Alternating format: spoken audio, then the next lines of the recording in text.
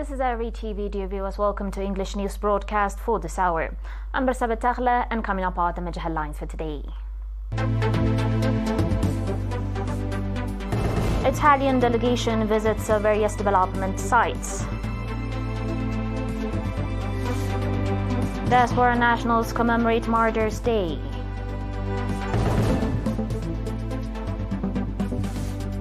Gunmen kill police, priests and civilians in southern Russia. And Colombia faces severe food insecurity.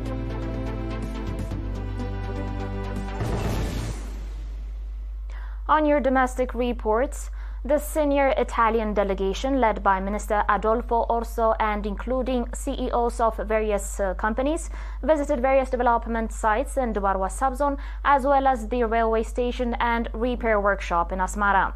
The delegation, accompanied by Mr. Usman Saleh, Minister of Foreign Affairs, Mr. Hagos Gebrahiwat, Head of Economic Affairs of the PFDJ, and Mr. Nasreddin Mohammed Saleh, Minister of Trade and Industry, toured the Muslim Dam and associated agricultural infrastructure in Halhale. Major Kabra Abraham, manager of Livestock and Crops Corporation, briefed the delegation on the dam's significance, its water storage capacity, milk and byproducts production activities, and the agro-industry project being developed in the area. The delegation also visited the Asmara glass factory that was established during the Italian colonialism and railway station and repair workshop in Asmara that was built in 1911. During their visit, the delegation was provided briefings by experts.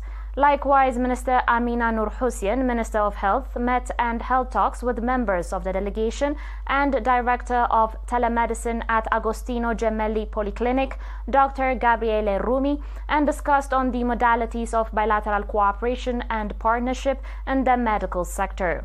In the afternoon hours, the Italian delegation visited Dolce Vita textile factory and Asmara House project that is under construction. During the visit, the delegation was provided briefing on the background of the project, the employment opportunity that it has created, and future program. The delegation also visited the historic building of Cinema Asmara. Nationals in the Netherlands, Belgium, Zimbabwe, and Saudi Arabia commemorated Martyrs' Day with patriotic zeal.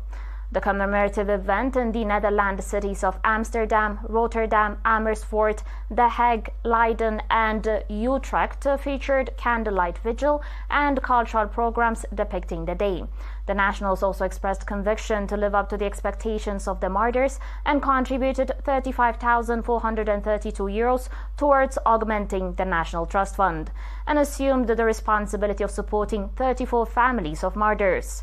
The commemorative event in Dammam, Saudi Arabia, was highlighted with candle vigil and cultural programs, and members of the National Union of Eritrean Women pledged to assume the responsibility of supporting additional 3 families of martyrs. It is to be recalled that the members have already took the responsibility of supporting 57 families of martyrs. Nationals in Zimbabwe and KwaZulu-Natal and other cities in South Africa enthusiastically commemorated Martyrs' Day, featuring candle vigil and various programs. They also pledged to strengthen contribution towards boosting the National Trust Fund and support to families of martyrs. Similarly, nationals in the cities of South Sudan, including in Juba, Awel, Bentiu, Nimul, Yambio, and Ye, commemorated Martyrs' Day, featuring candle vigil, walkathon, as well as cultural and artistic programs. They also extended monetary contribution towards augmenting the Martyrs' Trust Fund. On your last local report, residents of Haikota subzone, in collaboration with Defense Forces members, are actively engaging in major soil and water conservation projects. According to Mr. Tashome Medhane, head of the Agriculture Office in the subzone, the initiative commenced in the administrative regions of Grasha, Hashankit, Hademdemi, and Bultubiai. The campaign has successfully constructed 186 kilometers of terraces across herbal and pastoral lands to date. Mr. Tashome further disclosed plans to plant 120,000 tree seedlings during the upcoming rainy season. The residents, recognizing the vital role of this conservation efforts in enhancing their agricultural productivity, have expressed their commitment to timely execution of the product. rather of the project.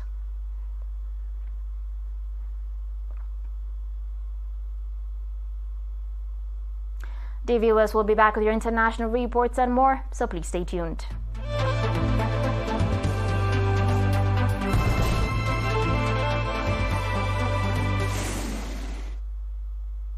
Welcome back. At least 15 police officers were reported killed in a series of attacks in southern Russia's Republic of Dagestan. According to RIA Novosti, which quoted local authorities, the shootings, which also resulted in civilian casualties, occurred on Sunday at 2 Orthodox churches, a synagogue, and a traffic police post in the coastal city of Derbent and Dagestan's capital city of Makhachkala. Sergei Melikov, head of the Republic of Dagestan, said that the situation has been brought under control. The fire ignited during the attacks at the synagogue in Derbent has been completely extinguished. 6 armed attackers have been killed, Melikov said on social media, adding that law enforcement officers will continue the manhunt until all participants in the attacks are captured.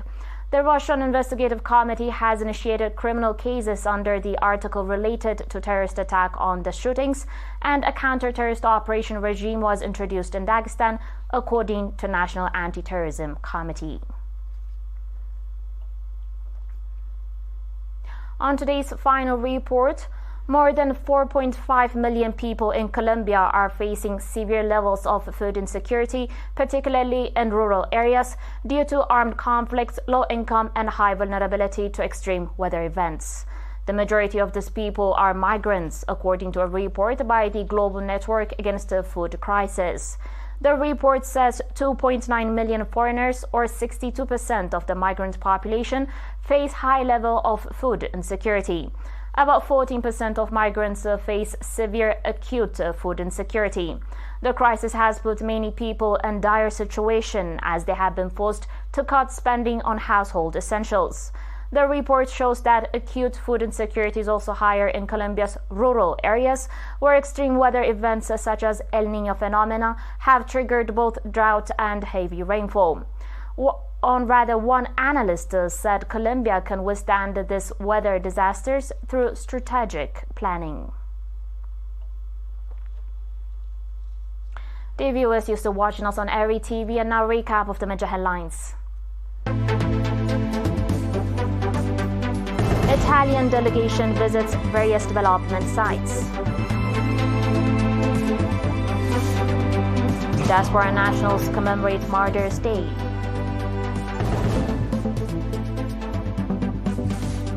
Gunmen kill police, priests, and civilians in southern Russia. And Colombia faces severe food insecurity.